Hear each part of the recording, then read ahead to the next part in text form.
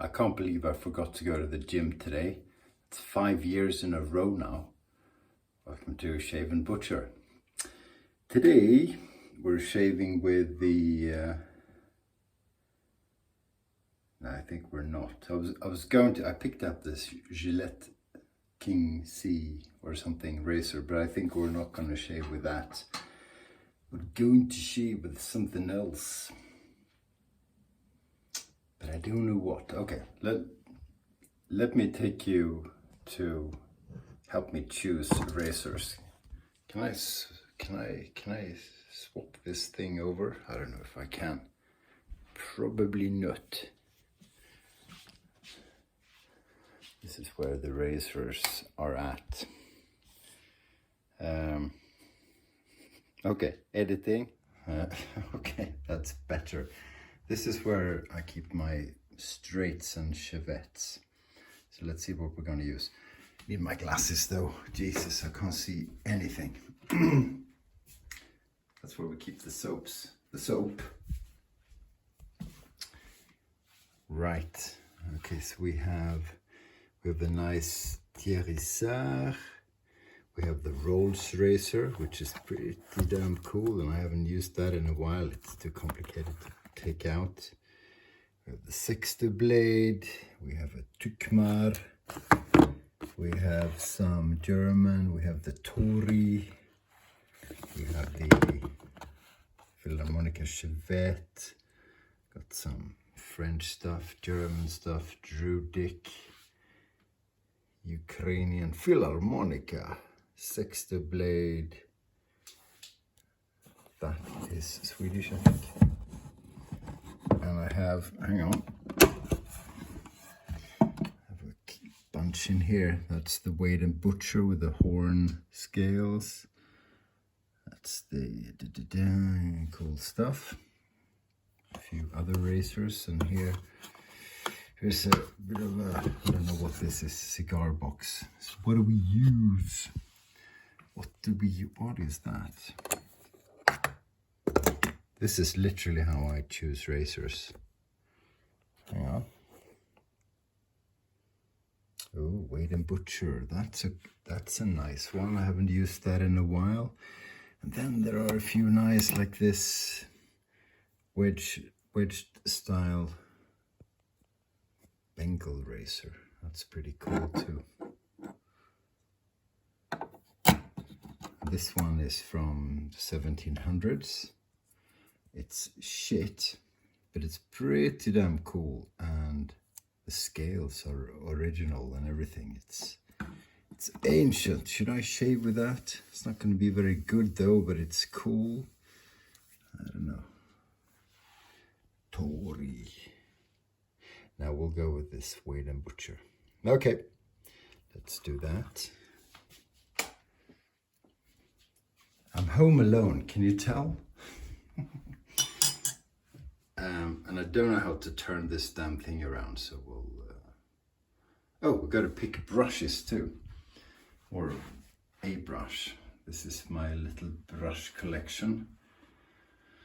So Shave&Butcher. This is the Frank Strömberg one. That's horsehair. It's very nice. We'll go with this one. This is cool. This is from France, Gentleman Barbier, and the handle is made from Thuja wood, which is a needle tree, and really beautiful. It's expensive as hell. I bought this in Bordeaux, and Thuja is the nickname of my daughter, so we'll use that. And I don't know how to turn this around, so editing once more. Okay, so I stropped the razor off camera back there because that would have been boring and very time consuming because I'm not very quick. So soap, I had the soap picked out. Not going to use that, so we'll pick something else. And by the way, my son is leaving home, moving out 2 days from now, so I picked out a few soaps that I'm going to give him. He doesn't know, but these are soaps he tends to like. So Honeysuckle from PAA, gorgeous. Diamond, I really don't want to let go of that, but he likes it. Coconut nanas, I don't know if he's used that. He uses my soaps, but it's lovely, so I want to give it to him. He's almost used all of this one. It's a Ring of Death here. It's Singarimans #1, which is phenomenal. And I don't know if he likes this, but I want to give it to him, and I hope he gives it back to me. It's undercut from 345 Soap Company, and it's magnificent. I'm sad to see him go, so I want to give him beautiful things. I am really sad to see him go, actually. But what do I use? So I don't use that. We've got the Il Mafioso, we've got the Scar. I was going to use this one. This is great. I may use this anyway. It's Osma, French sandalwood soap in a glass container. It's beautiful. So that is nice. And we've got, I have 150 soaps. It's ridiculous. Cella, maybe, possibly. What else? Katie's Bubbles, purple grapefruit. That's a good one. I did use grapefruit the other day. This is cool. No one knows about this. This is pine tar soap. Swedish. Guy doesn't make them anymore. Oh, it smells crazy like pine tar still today. And it's all brown and foamy. And you know, speaking of which, I have a modern pine tar soap from Kaliflower. Clever name. This is pine tar as well. There's actual pine tar in it, and it's not allowed, so that's a scoop for you. Yeah, I kind of feel like that one. Let's see. There are so many soaps. Yeah, these guys are phenomenal. I don't use them very often. Spearhead. This is bergamot and sandalwood. Very basic. It smells like bergamot and sandalwood to my untrained nose. Now I really don't know what to use. So yeah, that's a fun video. I'm soaking the brush, by the way. So we have that soaked.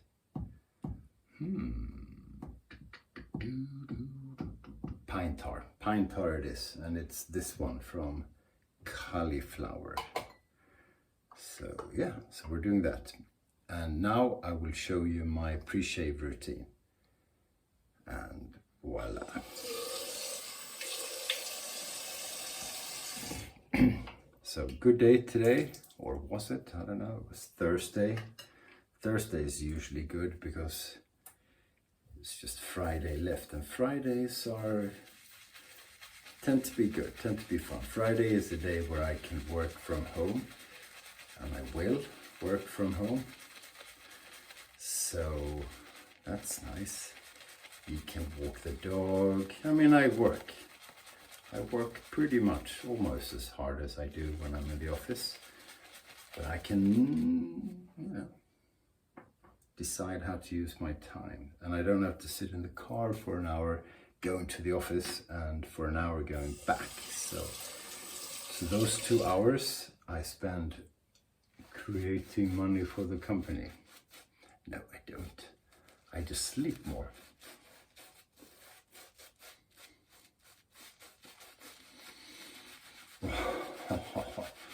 If you've, I don't know if this is a Swedish thing, but if you have a wooden boat, you often put pine tar or tar, some kind of tar at the bottom to prevent water from coming in. So it's like a coating. It smells just like this. I used to help my grandfather, who's no longer with us, put tar on the little boat. It was a rowing boat, that we used for fishing in the lake. We had a lake on the properties, and this brings me right back to that.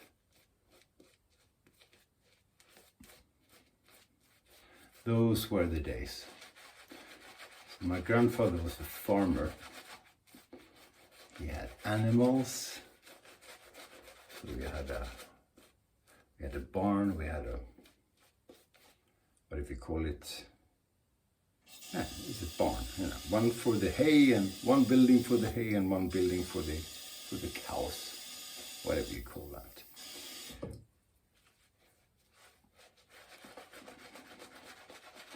And he had pigs. We had chicken. My grandmother took care of those. We had sheep occasionally, and quite a bit of forest. And to be honest, I think most of the money was made out of the forest. You know, and my grandfather would point and say, "Look at those trees," and they would be tall trees, and he would say, "Yeah, that's your mother's confirmation." You know, like in church, when you confirm your faith, and you look at those trees, and those were tall trees. Yeah, I planted those. I had to cut the trees down for your uncle's wedding. I planted new trees, and they grew back. And it was, you know, he would literally harvest trees to finance, you know, everyday life, but also special occasions and something cool. And that, you know, that happens still today. There's nothing ancient about that. People still do this. So I pretty much grew up there, because it wasn't too far away from where we lived. Well, we lived in different places, moved around a lot. But my grandparents' place, my mother's parents, that was the one really constant thing in life. And I was, I think, the 9th generation. If I would have been a farmer, taken over the way my grandfather wanted me to, I would have been the 9th generation in a row in the same place, from the same family. My kids would have been the 10th. So I'm not a farmer. I'm a lover and a shaver. But there you go. That's my blood. That's my upbringing. Blame that for everything. Shave&Butcher. I seem to remember this is one of the good ones.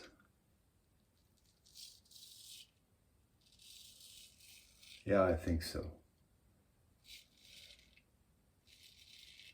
So yeah, so he was born in 1913. So he would have been, well, he wouldn't have been, because he can't be, but he, you know, 110 years next year. So big inspiration.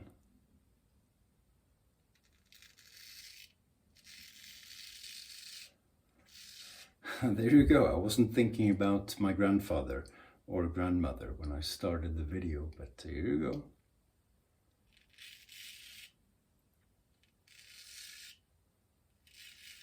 Lovely. And yeah, and he would make me scrape off the paint on the boat, put new paint on. Boat was green and white. Every year, I think, well, every other year. And I would have to put the tar on. It smelled just like this. And I remember once a neighbor, so the neighbor's son, who was a bit older than I and myself, we helped my grandfather move the boat from one side of the lake to the other. I can't remember why. And I was probably 12 or something. And it was a lot of work. My grandfather's work included pointing and cheering us on. We did the carrying and it was hard labor. And after we did the job, it took hours. And it was freezing and it was ice. We had to break the ice to get the damn boat out of the water. And afterwards he turned to my neighbor's son, Alf I Krösebacken, and he looked around and pointed to a pine tree and he said, yeah, that's yours. You go cut that down. That's wages for the work done.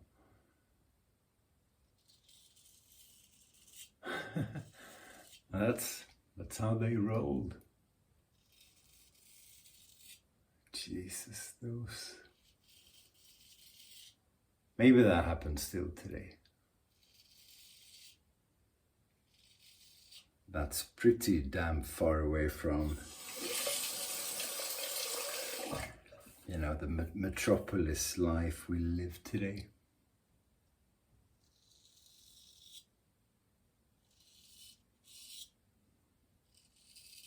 So my grandfather was, yeah, he was a real man and a gentleman as well. He was tough. Every time you came there, no matter if you were 9 years old or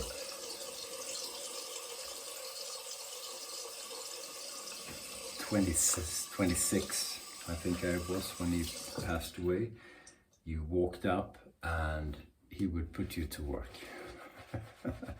He would put a shovel or a pitchfork or a hammer in your hand and said, yeah, the roof needs mending. And you'd be like, yeah, grandfather, I'm not very comfortable with heights. And he said, I don't know what he said, but 20 seconds later I was on the roof. You know, exchanging tiles or mending something broken or other. And that's how you had to do it in those days anyway. If you were a farmer, everyone was your, what's the word? I don't know what the word is, dräng in Swedish.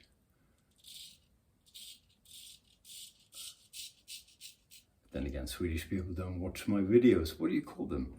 You know, like a hired help at a farm.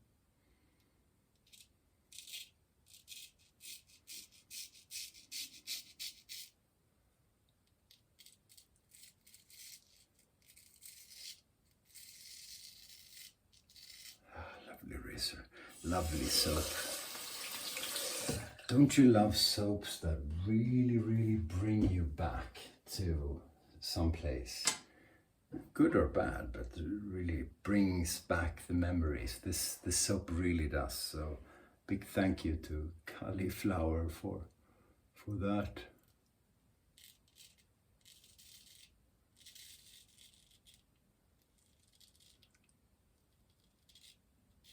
Mia is the maker of Kaliflower.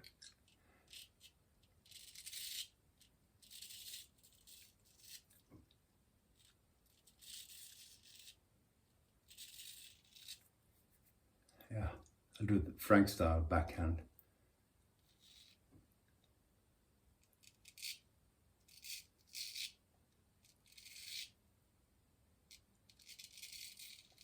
There you go.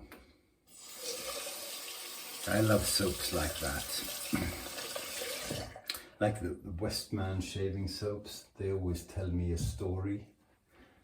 Or Barrister and Man, it's the same thing. A story is told.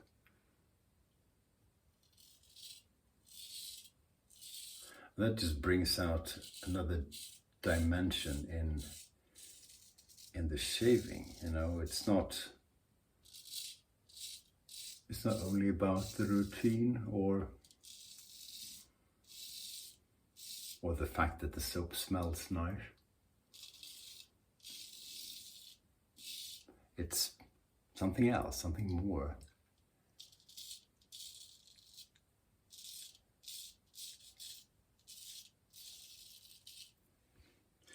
That's pretty cool. Pretty cool. Do you have a soap that does that for you, that brings back memories? Or takes you to imaginary places? That's an art. You've done well as a scent maker, I think, if you achieve that.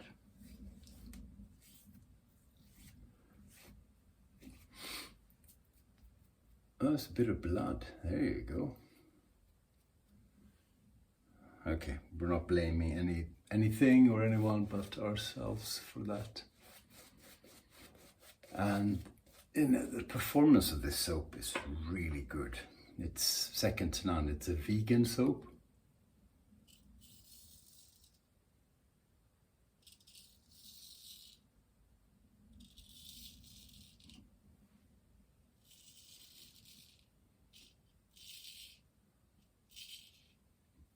Feels like I've done a second pass. Or was it yesterday? I don't know.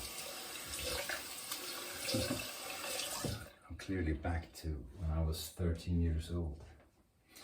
Yeah, you know, we'll dedicate this shave to my grandparent.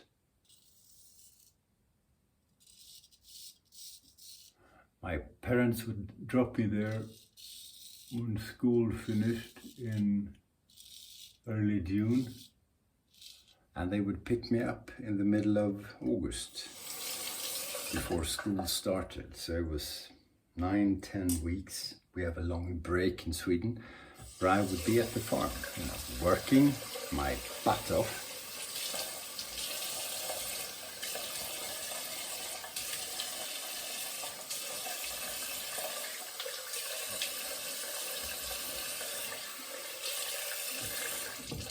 But also enjoying stories and enjoying the ambiance and enjoying feeling really knackered, really tired, you know, every limb of your body at the end of the day, because child labor tends to do that to you.